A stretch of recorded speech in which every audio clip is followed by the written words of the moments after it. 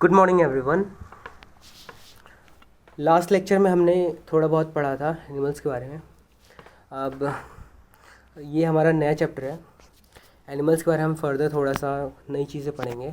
Living and surviving.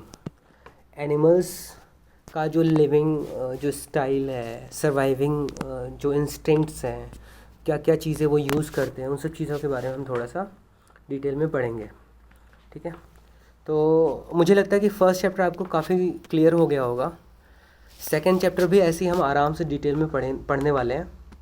ठीक है, तो स्टार्ट करते हैं। इंट्रोडक्शन में 3 पॉइंट्स दिए हुए हैं। पहले पॉइंट में कह रहा है there are several types of animals found everywhere around the world. दुनिया भर में बहुत सारे तरीके के जानवर पाए जाते हैं, उन्हीं के बारे में बोल रहा है। An animals class is made up of animals that are alike in important ways. Animal को जो है कैटेगराइज किया गया है, वो किस तरह के हैं, किस तरह का वो फूड लेते हैं, किस तरह के इन्वायरमेंट में रहते हैं।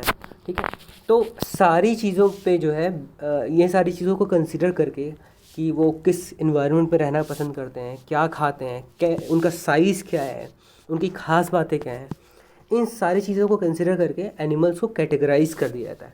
तो वही एनिमल्स क्लास के बारे में वही बोल रहा है। ठीक है, there are a variety of animals classes and every animal in the world belonging to one of them. तो एनिमल्स को बहुत सारे क्लासेस में डिवाइड किया गया है, बहुत सारे ग्रुप्स में डिवाइड किया गया है, और दुनिया भर के जितने भी एनिमल्स हैं और उनको जो है किसी न किसी कैटेगरी में ज़रूर रखा गया है। और एक इंटरेस्टिंग फैक्ट और भी है कि ऐसा भी हो सकता है कि बहुत सारे ऐसे एनिमल्स हैं जिनको अभी तक हमने डिस्कवर ही नहीं किया हो सकता है वो बहुत ज़्यादा छोटे हों या बहुत ज़्यादा बड़े हों। बहुत ज़्यादा बड़े हो तो होने के चांसेस उनके बहुत कम हैं, लेकिन हो सकता हो कि अपने अर्थ का ऐसा कोई पार्ट हमने हम नहीं खोज पाए हों अभी तक अर्थ का कोई पार्ट जहाँ पे बहुत सारे इस तरह के एनिमल्स रह रहे हैं। ठीक है, खास करके एक्वाटिक एनिमल्स जो पानी में रहते हैं उनके बारे में बात करी जाए तो उनमें हो सकता है कि बहुत सारे एनिमल्स के बारे में हमें पता भी नहीं हो कि वो एग्जिस्ट भी करते हैं और वो शायद एग्जिस्ट करते हैं। ठीक है, तो कुल मिला के ये बहुत ही इंटरेस्टिंग टॉपिक है। इसको कंटिन्यू करते हैं। Classification of animals. क्लासिफिकेशन वही जो क्लास में डिवाइड किया गया है उसके बारे में हम पढ़ने वाले हैं। उसमें कह रहा है कि animals can be classified into 2 main groups based on their physical characteristics. Physical characteristics का मतलब होता है वो कैसे दिख रहे हैं, जो जिसको हम जो है अपनी आँखों से देख सकते हैं, ऑब्जर्व कर सकते हैं, या फिर हम महसूस कर सकते हैं। ऐसे किसी के कैरेक्टरिस्टिक, ऐसे किसी की खास बात है जिनको हम ऑब्जर्व कर सकते हैं, उसी कैरेक्टरिस्टिक को क्या बोलते हैं? फिजिकल कैरेक्टरिस्टिक बोलते हैं। ठीक है, तो इनकी इन सब खास बातों को हम देख सकते हैं, ऑब्जर्व कर सकते हैं, महसूस भी कर सकते हैं। तो इनके फिजिकल कैरेक्टरिस्टिक पे 2 कैटेगरीज में डिवाइड किया गया है। पहला कैटेगरी का नाम है vertebrates and second category is invertebrates. तो सबसे पहले हम इनवर्टिब्रेट्स के बारे में पढ़ेंगे, उसके बाद फिर पहले हम वर्टिब्रेट्स के बारे में पढ़ेंगे, फिर उसके बाद इनवर्टिब्रेट्स के बारे में पढ़ेंगे। तो वर्टिब्रेट्स स्टार्ट करते हैं। वर्टिब्रेट्स के बारे में कह रहा है कि vertebrates are animals that have backbone. Vertebrates ऐसे एनिमल्स को बोलते हैं जिनके पास बैकबोन्स होते हैं। बैकबोन्स मतलब रीढ़ की हड्डी। वर्टिब्रेट्स फिर क्यों बोलते हैं? जो बैकबोन्स होते हैं उनको वर्टिब्रल कॉलम भी बोल सकते हैं।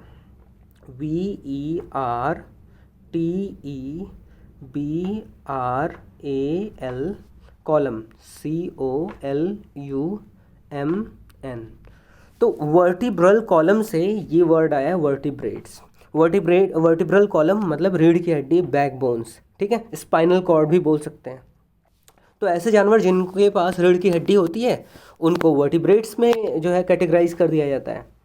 दे are further divided into 5 broad groups. अब वर्टिब्रेट्स में जब हम जाते हैं तो वर्टिब्रेट्स फर्दर 5 कैटेगरीज में डिवाइड हो जाता है। पहला कैटेगरी है रेप्टाइल्स, सेकेंड कैटेगरी है amphibians, third category is birds, fourth category is fish and last category is mammals. ठीक है, तो कुल मिला के अगर मैं क्लासिफिकेशन करूं एनिमल्स को तो वो क्लासीफाई अगर मैं करूँगा तो पहला तो हो जाएगा vertebrates, vertebrates and second one will be invertebrates. अब वर्टिब्रेट्स को फर्दर मैं 5 पार्ट्स में डिवाइड कर सकता हूँ।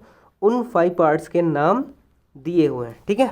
उन 5 पार्ट्स के नाम क्या है? रेप्टाइल्स हैं, एम्फीबियंस हैं, बर्ड्स हैं, फिश हैं एंड एनिमल्स हैं। तो यहाँ तक क्लियर है? आगे बढ़ते हैं। रेप्टाइल्स के बारे में कह रहा है, snakes, lizards and crocodiles are reptiles. जो ये जानवर दिए हुए हैं, स्नेक्स, लिजर्ड एंड क्रोकोडाइल, इनको रेप्टाइल्स की कैटेगरी में डिवाइड किया गया है। इसके बारे में फर्दर बताता है, रेप्टाइल्स बोलते किसको हैं उसके बारे में आगे नीचे दिया हुआ है। पहला पॉइंट कह रहा है कि they have dry scaly skin. Scaly मतलब, स्केल मतलब समझ सकते हो जैसे सूखे से होते हैं, जो बहुत ज़्यादा रफ से हैं, बिल्कुल ड्राई सा स्किन है, ठीक है। जैसे अगर ठंडी के मौसम में देखो, आपके घरों में कई सारे लोगों का जो स्किन होता है ऊपर से सूखने लगता है, अजीब सा स्किन निकलने लगता है। तो वो जो अजीब सा होता है ना, वही होता है स्केली स्किन। स्केली तुम एक और चीज़ से इसको रेफ़र कर सकते हो, जो फिशेज़ होती हैं। आपके घर में अगर फ़िश आता हो तो फ़िश के ऊपर एक शाइनी सा सरफेस होता है, उस सरफेस को स्क्रैच करके निकाला जाता है। या तो आप फ़िश मार्केट में जाओगे तो जो फ़िश काट रहा होगा वो या तो खुद निकाल के दे देता है, या फिर आप घर पे आके उसको निकलवाते हो। तो वो होते हैं स्केल्स, ठीक है। तो इस तरह के जो जानवर रेप्टाइल्स होते हैं, इनके स्केल्स ज़रूर होते हैं, जो अजीब सा बिल्कुल ड्राई टाइप का होगा। Reptiles have short legs and long bodies. Reptiles के छोटे लेग्स होते हैं और लॉन्ग बॉडीज़ होती हैं। जिनके लेग्स होते हैं उनके तो छोटे लेग होंगे, और जिनके लेग होते ही नहीं, जैसे सांप के तो लेग्स ही नहीं होते, ठीक है। और जिनके लेग्स होते हैं उनके लेग्स छोटे होते हैं, जैसे ये लिजर्ड देख लिया आपने और क्रोकोडाइल देख लिया, ठीक है। द एग्स दे ले हैव हार्ड शेल्स। अब देखो, ये बहुत ही इंपॉर्टेंट पार्ट है। क्लासिफिकेशन जो हमने 5 पार्ट्स में किया है, इसमें एग्स टाइप्स भी आपको याद रखना बहुत ज़रूरी है, ठीक है। कह रहा है कि इसके जो एग्स होते हैं वो बहुत ही हार्ड होते हैं। जो इनका ऊपर का जो कवर होता है, जिसको जैसे आप अंडा अगर खाते होगे तो अंडे का जो ऊपर वाला छिलका होता है वो थोड़ा सा हार्ड होता है। जब आप खाओगे तो उसको छिलना थोड़ा सा लगता है कि हाँ ठीक है, थोड़ा बहुत रिलेटिवली थोड़ा सा हार्ड है बाकी दूसरे जानवरों के कंपैरिजन में। बाकी दूसरे जानवरों के अगर अंडों की बात करें तो हो सकता है बाकी दूसरे जानवरों का जो अंडा है वो थोड़ा सा इतना हार्ड नहीं होगा, उसका जो ऊपर वाला शेल होगा, ठीक है। जैसे अगर आप मेढक के अंडे देखो तो वो उसके ऊपर ऐसा कोई शेल वगैरह नहीं होता, ठीक है। तो रेप्टाइल्स की खास बात ये होती है कि रेप्टाइल्स के जो एग्स होते हैं वो बहुत ही, उनका जो ऊपर का जो लेयर होता है, उनका जो कोट होता है वो थोड़ा सा हार्ड होता है। आगे एम्फीबियंस के बारे में पढ़ रहे हैं।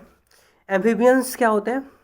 रेप्टाइल्स को हम ऐसे बोल सकते हैं ना, इसको हिंदी में हम पढ़ सकते हैं रेंगने वाले जानवर, ऐसे जानवर जो रेंग के चलते हो, ठीक है। आगे बढ़ते हैं, एम्फीबियंस के बारे में पढ़ते हैं।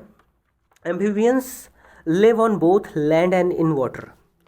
तो एम्फीबियंस की खास बात क्या है कि एम्फीबियंस जो होते हैं वो पानी में भी रह सकते हैं और ज़मीन पे भी रह सकते हैं। ऐसे जानवर जो दोनों जगहों पे रह सकते हैं उनको बोलते हैं एम्फीबियंस। क्लियर है? अगला पॉइंट कह रहा है, they have moist skin through which they breathe in water. तो जो एम्फीबियंस होते हैं ये अगर पानी में रहते हैं तो इनका स्किन जो है हमेशा थोड़ा सा, इनके स्किन थोड़ा सा ना, स्किन के ऊपर हमेशा पानी पानी जैसा मॉइस्चर बहुत ज़्यादा रहता है, ठीक है। ऐसा लगता है ना कि अगर वो आपके बॉडी को टच करे तो ऐसा लगता है कि कुछ गीला गीला सा तो आपके बॉडी को टच कर रहा होगा, ठीक है। तो उनका जो स्किन होता है वो हमेशा ही गीला गीला सा होता है, और उसके अपने स्किन से ही वो जो है सांस ले पाते हैं जब वो पानी के अंदर रहते हैं तब, ठीक है। On land they breathe through their lungs. Land पे वो किससे वो ब्रीथ करते हैं, सांस लेते हैं लंग्स की तरह, लंग्स से। तो एम्फीबियंस के बारे में एक और ख़ास बात ये हो गई कि एम्फीबियन के पास 2 ऑप्शन है सांस लेने का। ये या तो लंग्स से भी सांस ले सकते हैं, जो रेस्पिरेशन प्रोसेस इनका हो रहा है वो लंग्स से भी हो रहा है और स्किन से भी हो रहा है। जो हम इस इंसानों की बात करिए तो इंसानों के पास सिर्फ और सिर्फ लंग्स ही होते हैं जिसके थ्रू ये रेस्पिरेशन वाला प्रोसेस कंप्लीट हो पाता है, ठीक है। द एग्स दे ले हैव सॉफ्ट शेल्स। मैंने पहले भी बोला था, जो मेढक होते हैं, मेढक के अंडे थोड़े से सॉफ्ट होते हैं। ये जो है इनको जब तुम पकड़ोगे तो एकदम से दब जाएगा। जैसे अगर तुमने मुर्गी के अंडे को पकड़ा होता तो वो आसानी से दबता नहीं, उसको जब बहुत ज़्यादा फोर्स लगा रहा है तो वो फूटेगा, वो दबेगा नहीं। लेकिन जो एम्फीबियंस हैं इनके एग्स जो हैं सॉफ्ट शेल्ड होते हैं, ठीक है। Frogs and salamander are the amphibians. तो फ्रॉग्स तो हम सबको पता है कि ये एम्फीबियंस हैं। एक और जानवर है उसका नाम है सैलामेंडर। तो सैलामेंडर भी आपको याद रखना, ये बहुत ही इम्पॉर्टेंट नेम है, ठीक है। तो आपको जैसे फ्रॉग्स तो हर किसी को पता होगा, आपके आसपास में किसी से पूछोगे कि ऐसा कौन सा जानवर है जो पानी में भी रह सकता है और ज़मीन पे भी रह सकता है, तो हर कोई एकदम से बोल देगा कि अरे फ्रॉग्स। तो जब आप पूछोगे ना दूसरे किसी जानवर का नाम बताओ, एम्फीबियन का नाम, तो फिर वो कंफ्यूज हो जाएंगे, वो भूल जाएंगे, उनको पता ही नहीं होगा कि सेकंड जो एनिमल है वो कौन सा है। तो आप बता सकते हो कि सैलामेंडर भी एक जानवर होता है जो अपने जो दोनों जगहों पे रह सकता है, जो एक एम्फीबियन है। क्लियर है? आगे बढ़ते हैं। Birds are animals with feathers and wings. Birds के पंख होते हैं और विंग्स होते हैं। विंग्स मतलब जो इनकी बाहें होती हैं, जिन बाहों पे पंख होता है, और उन बाहों को जब वो फैला के फड़फड़ाते हैं तो वो आराम से उड़ सकते हैं। कुछ उड़ते हैं कुछ नहीं उड़ते हैं, उसके बारे में भी दिया हुआ है आगे। Crow, pigeon, hen and eagle are some examples of birds. तो आप क्रो देख सकते हो, आपने वैसे देखा हुआ है, पिजन भी देखा हुआ है, हेन भी देखा हुआ है एंड ईगल भी देखा हुआ है, ठीक है। तो ये एग्जांपल्स हैं बर्ड्स के। तो बर्ड्स के तो आप बहुत सारे एग्जांपल्स बता सकते हो। Most birds fly. देखो मोस्ट लिखा हुआ, ऑल बर्ड्स नहीं लिखा है। मोस्ट और ऑल में अंतर है। मोस्ट बर्ड्स फ्लाई अगर कह रहा है, इसका मतलब ये हुआ कि कुछ बर्ड्स हैं जो शायद नहीं उड़ते हैं, लेकिन सारे के सारे जो बर्ड्स होते हैं उनके फेदर भी होंगे एंड विंग्स भी होंगे, ठीक है। तो ये याद रखना है। अगर कोई आपसे पूछे कि बर्ड्स के पास तो फेदर्स एंड विंग्स होते हैं, तो आप बोलोगे हाँ ये तो होते हैं ही दोनों।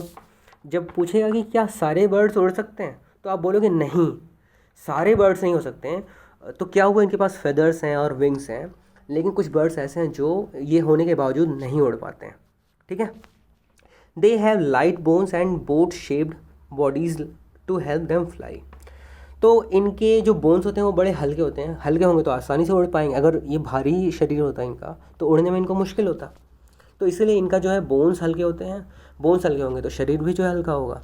और इनका जो शेप होता है वो थोड़ा सा नाव की जैसे होता है। नाव के जैसे शेप होता है ताकि हवा आए और आराम से इनको पास कर जाए, इनसे टकराए नहीं, ठीक है। और हवा आराम से पास कर जाएगा, इसी वजह से जो है ये आराम से उड़ पाते हैं, हवा को चीरते हुए उड़ते हैं, ठीक है। अगला पॉइंट दे रहा है दे हैव लाइट। अगला पॉइंट दे रहा है दे ले हार्ड शेल्ड एग्स।